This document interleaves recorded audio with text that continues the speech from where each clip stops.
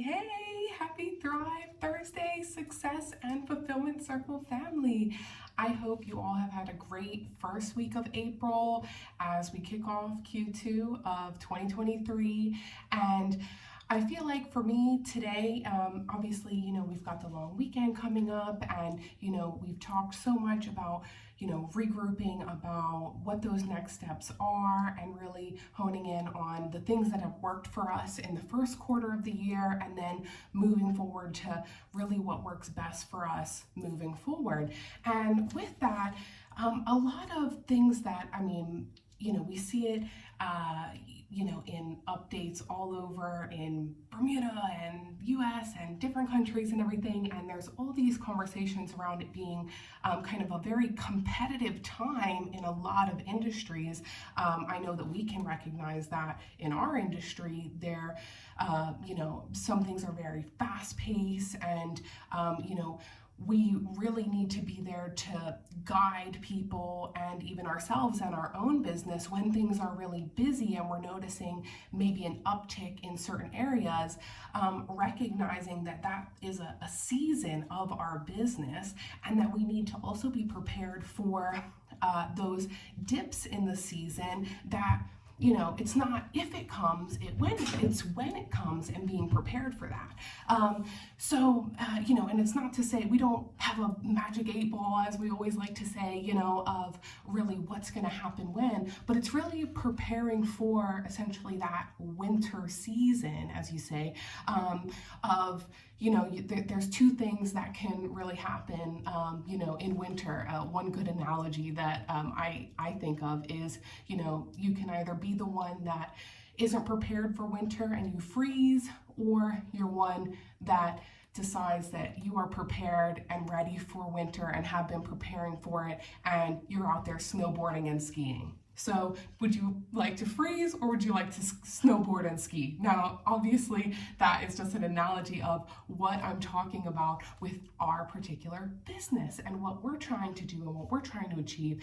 And I say that because in competitive times, we need to know what it is that we can do in our business to really convert these conversations and these relationships that we're working on cultivating, and when things are the most competitive of who people are going to choose within your industry, knowing that they see you really as the industry leader and the one to speak to with any of their questions, and to go to you to list their property, or if they're looking to buy something, that you really are that contact. So that's really why I thought that it was important to kind of share some aspects of some trainings that I had done. It was about really, converting, well, as you'll see from the title, I kind of switched it over into some of the subjects we've talked about as far as, we're trying to get all of these appointments and, recaps and kind of reunions with old clients or other, sphere of influence contacts that we have that could potentially become clients and customers in the future, or referrals and things like that, right? So we're having all of these coffee dates and things like that, little casual meetings over coffee or a tea, right? So we want to know how we can really convert that coffee into a client or a customer, into that genuine sale. So it is a genuine relationship, but making sure that you're also keeping that professional side on what it is that you are offering. So really using these 5 steps, you will absolutely be able to, achieve that, converting the coffee clients that you want into that business. So the first one, we'll go ahead and kick it off, is really aiming at your specific audience and who's willing and able to buy the product that you are trying to sell. For example, trying to get those clients and run into the appropriate people. Let's go back to the coffee example. If you're just trying to possibly, be at the right places and organize things at locations where you're going to run into those appropriate clients and customers, look at where you're going. Are you targeting your specific audience? Are you going to get coffee at Harry's, at Brew, at Common Grounds, or at Buzz. And I say that because all of them have different value. All of them have different clients and customers. Some of us might go there to all of them at different times. But there are certain people that frequent certain places more often that we could really be directing towards our audience. Now, we could already have those coffees arranged, and when we are suggesting that where we go, are we going to that artesian bakery and coffee cafe, or are we, like I say, are we arranging those in appropriate locations for the people that we're trying to reach and the conversation we're trying to have? So that's step one, aiming at your specific audience appropriately. Step two is offering a concrete solution to their problem or desire. So again, that is, like we had said before, being more specific about how it is that you're solving their problem. How is it that your service is going to make their life easier, or this transition, whatever it is they're going through. Again, in real estate, in our industry, we are the first ones to find out, sometimes unfortunately, about change of family circumstances. Sometimes, fortunately, we find out about growing families. We find out about just people going through different life situations. And how, with that, can we also really share with them how we're going to genuinely make this process easier for them to achieve the goals in their life that they're trying to achieve through your service of selling their property to make that easier for them, right? So are we really showing them how we're creating a solution for them in that process, right? So step three is really digging into that and translating the value to your customers into some other kind of concrete value. So what do I mean by that? More so that, talking about measurable circumstances and measurable success. So like time, money, health, love, freedom. Those are some examples of measurable values of success aside from just dollar value. How are you able to show that the outcome of what you're selling them or what you're able to provide is, giving that additional added value? So some good examples that I thought were, just for time, for example, just imagine how much time it would save if you never had to do another load of laundry again. Again, a very bold statement, but that is an example of, say that it's a development that has laundry services and you never have to do your laundry again, and there's somebody at a shared laundry facility that can do that if you live within that development. Again, this is just an out there example, but rather than saying there's a laundry service, you can have your laundry done down here. Imagine how much time you would save if you never had to do another load of laundry again. That is a bold statement, and again, it's genuine, it's true, it's showing that life shift and intangible circumstances of like 0 loads of laundry, right? So say it's somewhere that's like close proximity, right next door to, it's a property that's right next door to, a health food store or a restaurant or things like that where it has food service. You could say something like, imagine the time it would save if you didn't have to prepare, if your meals were outside of your doorstep. Things like that. Again, trying to dig in. There's a lot of examples we could go through. Imagine how it would be, to have this certain amount in your bank account. So say you worked out the net proceeds for like a property sale that someone could have of their property, really working out, this is what your net proceeds is and the amount that you will be able to take home by September 10th of this year if we really go through this rigid marketing plan and really, get that. Give them a specific date. Say, on your birthday, you'll be able to have X amount of dollars. That is much more powerful than saying, I could do a good job of selling your property whenever you want. It's so much more impactful when people can really again, you're translating that value for them. Do the math for them, and they will see that value. For one, they see the value of the fact that you've already done the math for them, but in addition to that, they can visualize already your service having shifted their life to what they need.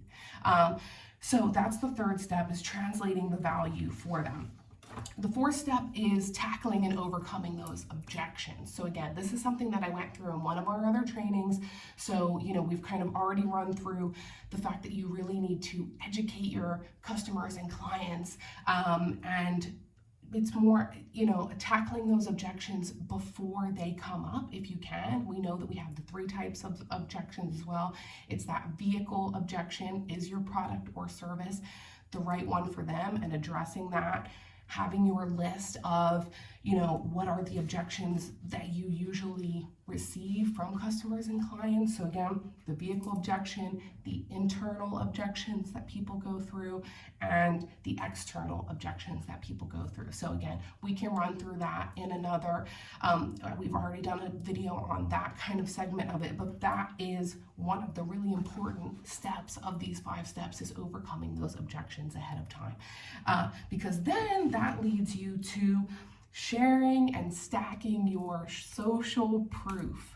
What do I mean by that? We've already been talking about it in other forms where we're talking about testimonials. So social proof really is utilizing, I've started to recognize not even just the testimonials that your direct customers and clients are, sending you after the fact, we're reaching out for these things after things close, but it can also be while you have something on the market. Sometimes we have this positive feedback that comes forward in our social media comments that we can then segment as social proof as well, and really have as many examples of the successes of similar people and similar circumstances and similar properties, or things like that, really showcasing the fact that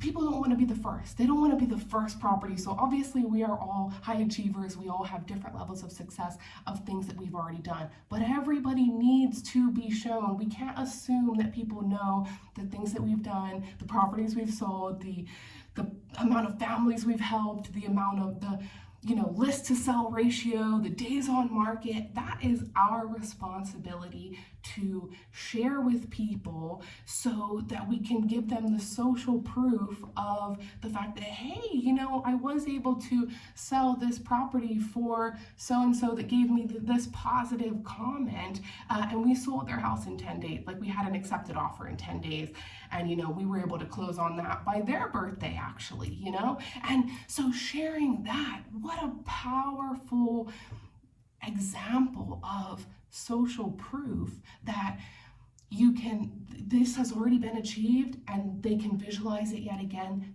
for themselves, and seeing you as the vehicle to get them there, to really what the next step is of what they want to accomplish and achieve, and the life that they want to be living. At the end of the day, you really need to, more so than even falling in love with your product, you have to fall in love with the clients and customers that you are trying to help and to serve, because that is really how you're going to navigate this in a different way when you are sharing all of these, going through all of these 5 steps and sharing these different things with people.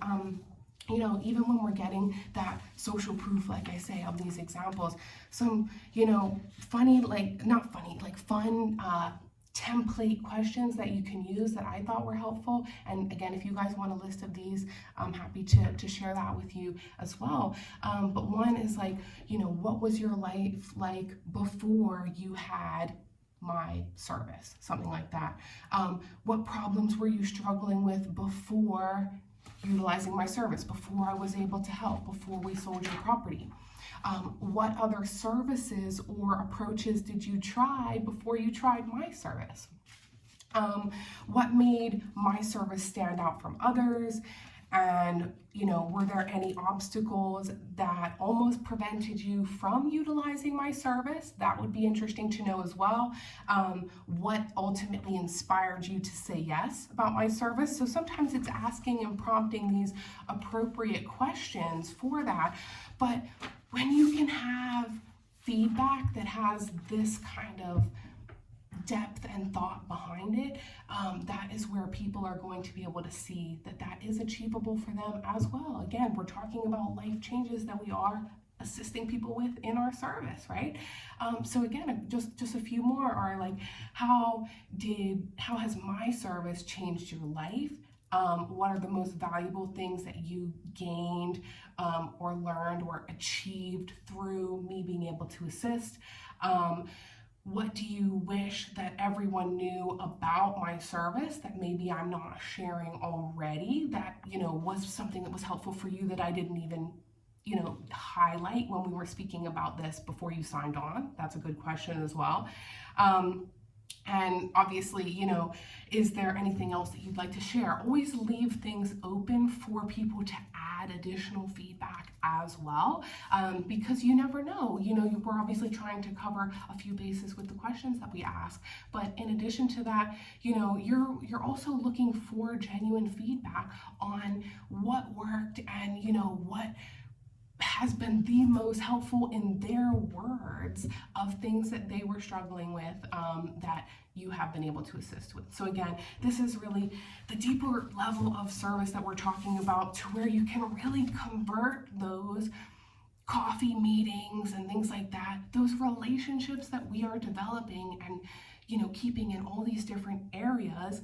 How can we genuinely convert those coffees into customers? So, again, I hope that that is helpful for you guys. And, again, as we're here for this long weekend, I hope you guys are able to just, enjoy some time, enjoy this, and, keep on with all of the amazing progress that you're making. I'm super excited for our next catch-ups after the holiday. And, like I said, just keep on with the amazing work. I will also be resending you guys the my survey and the things that we went through from our last mastermind class. So just as a reminder, and we will go ahead and have one more week for that, for you guys to go ahead and submit that feedback so that I can best serve you as well. All right, guys, enjoy your weekend. Chat soon. Bye.